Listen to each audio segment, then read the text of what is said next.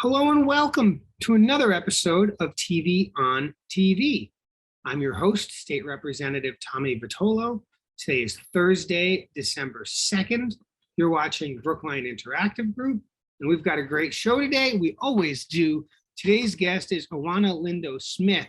She's the Community Development Administrator for the Town of Brookline's Planning Department. And we're going to talk about Community Development Block Grants, or CDBGs. They're a key federal funding mechanism that allows for all kinds of great programs in Brookline. But first, the news. First item of news, my mom's birthday was yesterday. I called her yesterday, but hey, Ma, from television, happy birthday. Love you. This past week, researchers in South Africa discovered a new COVID-19 variant, Omnicron, which the World Health Organization has classified as a variant of concern. Public health officials in the United States have said that there is no need to panic and are encouraging people to get booster shots, wear masks, and get tested if you have symptoms. The CDC has also developed a screening plan for international travelers to prevent the variant from reaching the US. The variant has, in fact, reached the US. There was a case in California. It's going to be here eventually. What we can do is slow it down. Again, wear masks. Try to make sure you're in well-ventilated spaces. Make sure you're vaxxed, you're boosted, your children, if they are eligible, are vaxxed. That's how we're going to slow this thing down and continue our resumption of normalcy. As nations are addressing how they will contain the Omicron variant, the CDC has developed screening plans for international travelers that include a negative COVID test taken within 24 hours of departure. This will strengthen the already existing protocols, to be sure. Yesterday, the United States Supreme Court heard oral arguments on a case that challenges abortion rights. They reviewed a Mississippi law that prohibits nearly all abortions, directly contradicting Roe versus Wade. Their decision will be delivered next June, just before the court's next term. A shooting at Oxford High School in Michigan took the lives of 3 students, all below the age of 18. 8 others were severely wounded, 7 of whom were students. The suspected gunman, a 15-year-old student, is in custody. Recent data has revealed significant racial, ethnic, and socioeconomic disparities in vaccination rates among children in Massachusetts. Dr. Bisola Ojikutu, the executive director of the Boston Public Health Commission, and others in the medical field are working to expand pediatric vaccinations and reduce these disparities. Look, we just talked about COVID, abortion access, school shootings, and significant racial, ethnic, and socioeconomic disparities. There's still so much work to be done, and I'm proud to be part of the folks who are doing it, and I'm going to keep doing it. Governor Charlie Baker and Lieutenant Governor Karen Polito are not going to keep doing it to the extent they were doing it because they have announced they will not seek re-election. Democrats Danielle Allen, Sonia Chang Diaz, Ben Downing, and Republican Jeff Deal have already thrown their hats in the race for governor. It is expected that others will as well. 2 significant names being tossed around are Attorney General Maura Healey and Secretary of Labor and former Mayor of Boston, Marty Walsh. On Tuesday, Topsfield Democrat Jamie Belcito flipped the 4th Essex seat in the Massachusetts House of Representatives in a special election to finish out former Republican State Rep Brad Hill's term. Here in Brookline, the town has launched a program to provide seniors with free tablets and internet service for a year. The program also offers technical support and is funded through a $28,000 grant from the Metropolitan Area Planning Council. The Brookline Department of Health and Human Services has announced the mask mandate will remain a requirement in all indoor spaces. The department will continue to monitor data and analyze the impact of the colder weather on the number of cases. That's all the news. We're going to go to a pre-recorded interview with today's guest, Ewana Lindo-Smith. We're going to talk about CDBG grants. I hope you'll stay tuned, and I'll see you probably wearing a different suit on the flip side.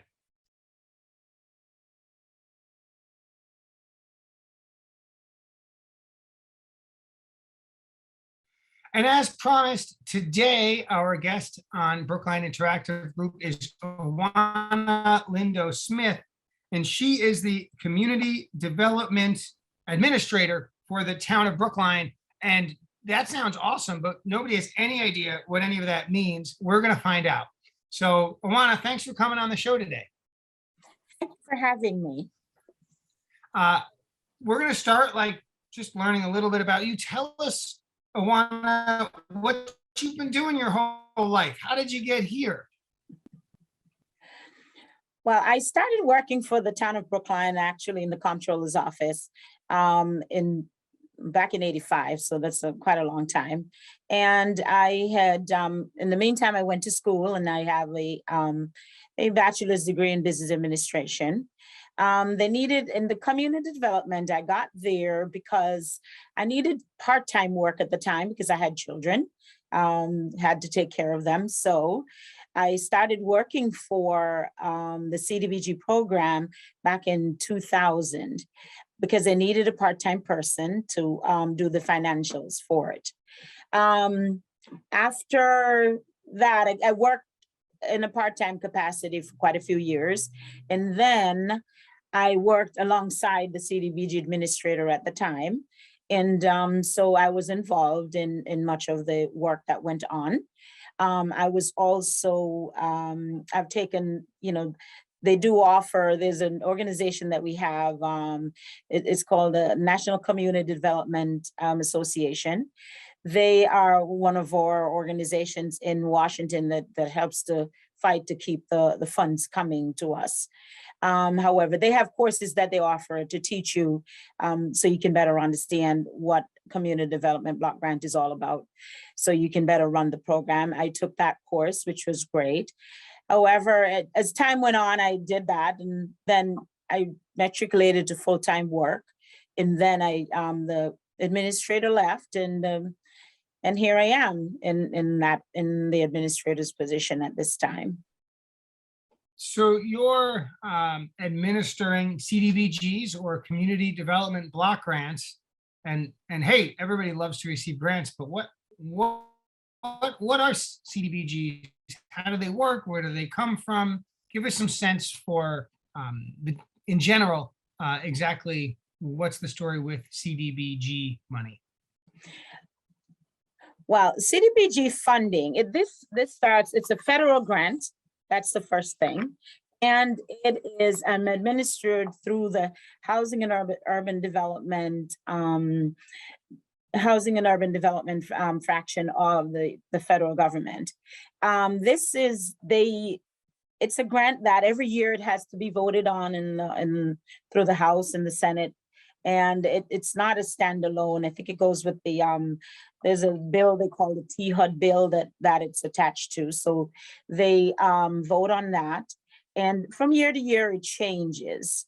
As time goes on, we used to many years ago, get about 2 million, but as time goes on, now we're down to about 1.3 each year. It's on a yearly basis. However, this is awarded, they go through a process of, they call this entitlements, and there are many entitlements in the US, over 1,200. And so whatever funding that the federal government would hand out, that would be divided among the cities and towns. We don't compete for that. We don't apply for it because we're an entitlement, we do get it. However, when it gets to our level, then we have a slightly different process for that. So the federal government decides how much money is going to Brookline, or maybe it's a bigger process? It's a bigger pot. So it's a big pot. How is it determined how much money Brookline gets out of that pot? Well, it depends on what they do. There's a formula that was calculated many years ago that when the urban housing development when they get that money, they have a formula that applies to each community, and that formula is used to calculate how much each community gets. It's not one like each community gets $10,000. Different communities get different amounts. Some bigger communities may get more. Sometimes smaller communities get more. It all depends on, there are few factors involved, depends on the housing stock, how old they are. And depending on, because it all hangs also on the census, when the census is done. So all that is taken into consideration when they divvy the money up to each city and town there is.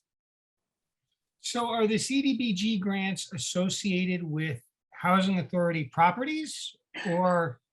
No, they're different. The housing authority, they fall under housing, but under a different section than CDBG. CDBG funds can fund some of housing authorities' properties, but they're not under the same. I see. And you said the town gets something like $1.3 million. That's each year? Each year, yes. Sometimes that can change depending on how many, because sometimes other cities and towns who may not have been in the pot the year before, they may have joined because they would have requested to become entitlements and they're eligible for it. So they would, so the more we would get if they allotted it, actually last year they allotted 3.5 billion, but that goes for 1,200 communities. If they have another 20 added to that, it will be the same 3.5 going for 1,220 communities. The money doesn't change because the amount of communities are added. It's the same money that they've allotted. It's split among, it doesn't matter how many. So now, that certainly changes. there are more than 1,200 communities in the country, which means that some communities are either not eligible or not applying. Right. Can you characterize the kinds of communities who are entitled? Like, do they tend to be urban communities or communities with particular needs? How do we know which communities are likely to be eligible for CDBG money and which ones are not? The communities usually that are eligible for this, usually there is some form of, it could be like if you have really very old housing, if there's a lot of old housing, they need a lot of infrastructure. There's a lot of low to moderate income folks living in these communities. Then these are the communities, usually if you're, not that if you're an affluent community, you don't get funding also, because there are the factors that there are low to moderate income people living. When they do the census tract, they'll see. So these are factors that make you eligible for CDBG funding to your city. So I'm sure that there are some parameters on how a community can spend that money. Unfortunately, we can't just give bonuses to our No. staff employees, right? Ewana's going home with a check. That would be lovely, but no. Give us some sense for what are the kinds of things more generally that communities can do with CDBG funding. Okay. What we have done actually in Brookline, what we have done with the community development block grant, some cities and towns have a whole lot more need, I would say a lot more to do. If you have slum and blight areas that are really in disarray, if, they would use money for that. Brookline, however, we've been using a lot of the funding to help the state, BHA state properties, to repair them. We've done playgrounds. We can repair playgrounds in areas that are predominantly low to moderate income folks. We do public facilities. For instance, the Brookline Community Center for Mental Health, they had needed some work done. We were able to do that. We take care of senior centers. We can do work in the senior centers. We provide, there's a sector of it that's called public services, that what we do there is we help social service nonprofit organizations. They may be running programs relating to, we had a program like at BHA that had taught people, helped people with their resumes, to write their resumes, to get them back into the workforce. We had an English as a second language that the BHA had, and that's a program that we helped. We helped programs with children. You may need some kind of services, healthcare services. With the Brookline Community Mental Health, we have supported programs like those. There's a wonderful training program that happens with Steps to Success. These are kids that are like after high school for the summer, or they could be in 10th or 11th or 12th grade high school. At the summertime, they offer job training for these kids. So that's one of the things we do support, which a lot of communities do the same. We do have some economic development, which we do help with micro-enterprising for businesses with less than 5 employees that do need some help. We also, if there are parks that needs to be done, we in areas that are income eligible. It's not just any area, it has to be predominantly used. One of the requirements is that for Cdbg funding, it's that it needs to be serving at least 51% low to moderate income folks. And that's how the program you're running, it needs to be at least, you need to be serving at least 51% low to moderate income folks. So that means that maybe you have, depending on the use, you have maps that say, okay, for a park, it would make sense in this part of town, but maybe not this other part of town. Or, for a program with helping resumes, we're going to make sure that we're offering it to people who meet or are likely to meet such and such a criterion. $1.3 million goes quick when you're spending it on good things. And I'm sure it must be the case that there's more than $1.3 million worth of good ideas in any given year to spend the money. And that means that somebody, maybe it's you, maybe it's someone else, is sort of saying yes to this, or maybe not no, but not yet to this other thing. How does the process of determining which ideas are priorities to fund this year or a future year, how does that work? Okay, there's one thing I forgot to tell you that was most important, is that we do quite a bit of our money goes to affordable housing when they're creating affordable housing for, because for low to moderate income folks. We do provide money for that. Now, the process of awarding these funds, it's in about December of each year, which sometimes we do know exactly what our allocation is going to be. Sometimes we don't, but we go on the premise that we're going to get about the same amount. So what we do, we put an ad in the paper, and we send out emails to folks that we know, nonprofits, to say that the application process is starting. Each nonprofit has to apply for these funds. We do have the application. We post that on our website, on the Town of Brookline Planning and Community Development website, Cdbg. That application, you have to get that back to us in January. And then myself and a couple of my colleagues would go over these applications. Then we give them we have an advisory board. And that advisory board is pretty much made up of someone from the school committee, a select board member, someone from the BHA, and oh dear, I forgot the other person, but there are 5 people, I'm sorry, that are on the board. And they're the ones now, they go over the applications, they go over them, and then they are working on behalf of the select board, because the select board has the final say so. So they would meet in about February, sometime in February, towards the end, early March.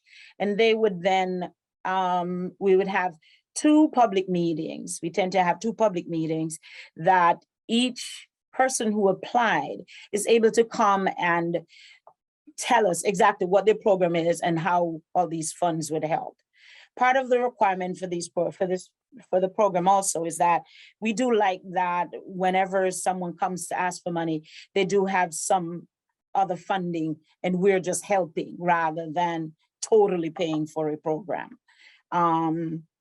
So after the board will sit down, they go over everything and they will read everything with a fine tooth comb, and that's how they decide, because it also coincides with a plan.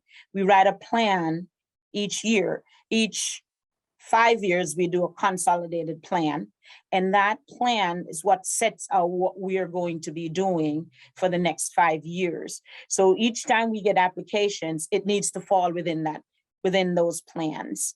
As long as it does, and we have gone over it, myself and a couple of my colleagues have gone through them.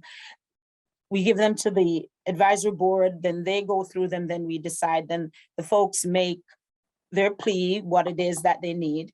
Then the board will then go over it, and if it falls within the plan, and if the money is there, and if it's an urgent need or something that is we really have to fund, then that's how they make their decision. Then, as long as they're eligible, because that's why we, the staff, go over it, because if something's not eligible, then there's no point in deliberating it, because CDBG funds cannot fund it. And then it goes to the select board after all is said and done. We write an annual plan for HUD, and then we go to the select board for a hearing. And then if they decide that there's something they don't want to fund, they have that right. So far, they haven't done it, but they do have that right to. And then then we send the application off to HUD. And if it coincides with the plan we had already made, then they go ahead and okay that and give us funding for the next year, which starts in July. Now, the timing aligns with the federal fiscal budget, but also aligns with the town fiscal budget. Does town meeting ultimately vote on these expenditures, or is it separate from the town meeting process? It's separate from the town meeting process. It's separate from the town meeting process. So town meeting spends most money, but not this money, as it turns out. Yes. Got it. Pretty much. How did your processes or your priorities change under COVID? I presume you didn't include COVID in your last 5-year plan, saying we're going to get COVID in 3 years, so we're going to plan for it. You probably didn't do that. If you did, you deserve a raise and a promotion. You might deserve a raise and a promotion anyway, but you certainly would if you forecasted COVID. So how did you incorporate COVID into both your process, but also your decision-making, your prioritization? Okay, this is what happened. We got a separate pot of money for COVID, which was about the same that we got for allocation, but they gave it to us in 2 sections, in two different allocations. So what happened is COVID happens and we're all getting frantic. Everybody needs money. We got to get it to them. So HUD allowed us to what we needed to do, because we can amend our plans. So when we realized that this is what's happening, HUD allowed us to amend our plan, or annual plan that we wrote, and the consolidated plan to incorporate taking care of COVID, because we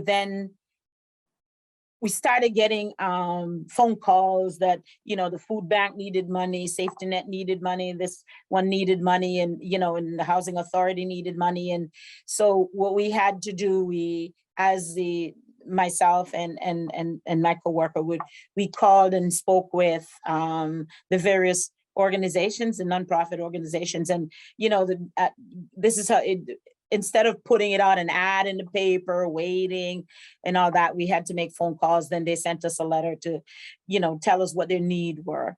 Then we went over that and then made recommendations to the select board, because they were also calling the select board and they were calling us, what's going on. So then we made that recommendation to them, and that from there, the money got allocated. One great thing that HUD did for us is normally we have to advertise each plan and pretty much everything for 30 days. So what HUD did was give us a waiver to be able to just advertise for 5 days instead of 30 days. And we always do have it up on our website if someone wants to take a look at whatever the plan is or what we need them to, okay, that's how we usually do it. So that was one of the great things that HUD did. The rules didn't change a lot in terms of what, well, I shouldn't say that. In public services, normally, for the public services part of the grant, you can only spend 15% of what the grant is. So a 1.3 grant, you can only spend 200,000 on the public services. So those are like the social services programs that we can only spend that on there. However, COVID gave us leeway of we could exceed that 15%. And so we were able to help more. And we did help the food bank quite a bit, and we helped Safety Net, those programs quite a bit. And those were primarily to social public services program. So, COVID gave us just a little bit of leeway, but we're able to help more people. And I'm telling you, quite a few people are very grateful for what we could do for them. That's great to hear. I know that the COVID response has been all hands on deck, many different programs, and all of that support was needed and then some. Right. What do you think we have in our future for CDBG? Hopefully COVID is sort of on its way out.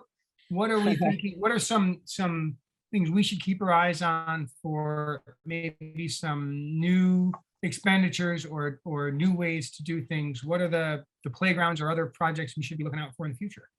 Well, at this time, right now, we're trying to work on as much affordable housing as we can. I can't go into complete detail because that the housing division, I just have top knowledge of it, that we're just trying to work on providing a lot of more affordable housing for people, because that's the biggest cry we have in terms of what can we do to help what's going on right now. So I think that's where we're trying to focus. We're working on a housing production plan right now to see how we can really get that done. And that's primarily what we're working on. We'll always do this, the public services, because that's 15% of the budget. We wouldn't take that away from them by any means. I don't know if we'll get new nonprofits applying. That we don't know, but we've had pretty much, the same for over a long period of time, folks that apply at all times. So I'm not, we're trying to get the word out about CDBG. So if, other folks needed to apply or so forth, then, would be available. But at this time, it's just right now we're working on a lot of trying to get more affordable housing for people, because that's the loudest cry you hear every time we do a survey or whatever else. It's a matter of getting more housing. People need a place to live. In my eyes, I'm hoping that we can see some more job training for people also, because that's one story to provide the house, but it's another to kind of help people to be able to help themselves. Because, as the saying goes, you teach somebody to fish, then you're good to go. But when you keep fishing for them, then, there's a block there. We can't go any further. So I'm hoping, and that's something we can also do. So I guess in time, we'll be looking into seeing how we can, get more training programs running. And to put it in context for folks, in Brookline, in Massachusetts, the cost of constructing a single unit of subsidized housing is about $500,000. And so when you take the 1.3 million, you take out 200,000 for the sort of social services you described. If all of the rest of the money goes towards housing, then the CDBG can create an incremental 2 housing units per year.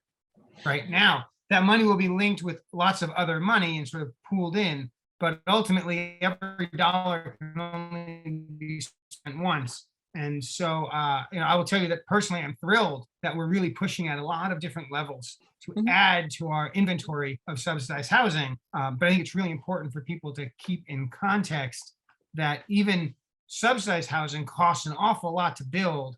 And so, because we are resource limited, even if we invest a lot of our budgets into subsidized housing, it is not going to create hundreds and hundreds of units within a Nope. year. It's a very sort of slow process. It doesn't mean we shouldn't do it. On the contrary, that means we should do it even more so we can kind of ramp up a little faster. But that's just for context. Ewana, thank you so much for coming on Brookline Interactive Group and explaining CDBG, the Community Development Block Grants, and how Brookline allocates. I'm grateful that we've got you doing this work. We've got we have an obligation to spend the money well, consistent with the program, but also consistent with our values. And I'm Right. delighted to know that you're doing just that on behalf of the town of Brookline. So thanks for coming on the show. Folks at home, thanks for watching Brookline Interactive Group. I'm Tommy Vitolo. We've just been chatting with Ewana Lindo-Smith from the town of Brookline, and we'll see you next week. Thanks for watching. Okay, thank you.